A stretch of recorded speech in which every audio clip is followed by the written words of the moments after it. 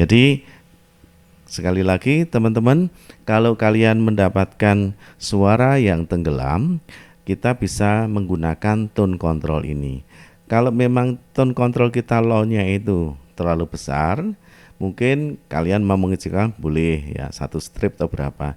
Tapi kalau misalkan ini low-nya dipaksakan ya besar, sedangkan kalian ingin tetap suara itu muncul, maka pakai mid ini. Mid ini kita naikkan di bawah low-nya itu 1 strip ya. Demikian pula dengan high-nya itu di bawah 1 strip dari mid-nya.